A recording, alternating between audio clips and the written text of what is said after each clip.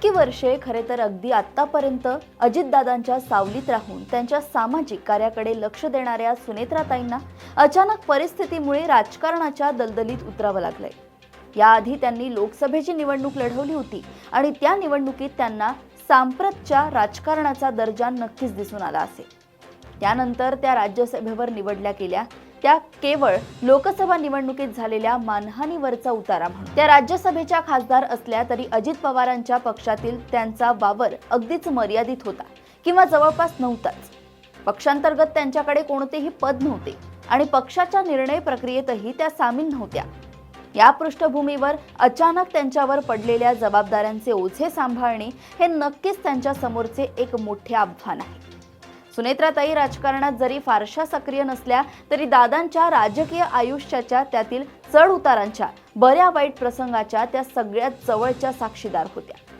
त्यांनी राजकारण फार जवळून बघितलंय, अनुभवलंय, त्यातील खाचाखोचा त्यांनी पाहिल्या असतील। आजवरच्या या सगळ्या अप्रत्यक्ष अनुभवाचा कस आता त्यांना लावावा लागणार आहे। राजकीय घराण्याशी संबंधित असणे वेगळे आणि वृत्ती राजकीय असणे वेगळे।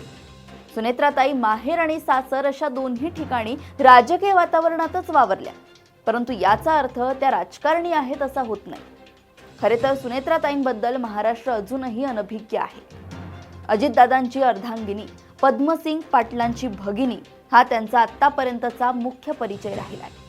आता परिस्थिती बदलली आहे। अजितदादांच्या पक्षाचा भर त्यांच्या खांद्यावर पडलाय। उपमुख्यमंत्री पदासारखी मोठी जबाबदारीही त्यांना पार पाडायची आहे आणि मुख्य म्हणजे अतिशय कुटील, कावेबाज राजकारणात त्यांना पाय रोवून उभं राहायचंय, स्वतःला सिद्ध करायचंय। आव्हान सोपे नाहीच, परंतु अजितदादांच्या तालमीत तयार झालेल्या सुनेत्राताई हे आव्हान सहज पेलतील किंवा त्यांनी तसे ते पेलावे हीच महाराष्ट्राची अपेक्षा आहे। अशाच घडामोडी व अपडेट सोबत पुन्हा भेटूया देशोन्नती संपादकीयमध्ये। बघत राहा देशोन्नती। नमस्कार।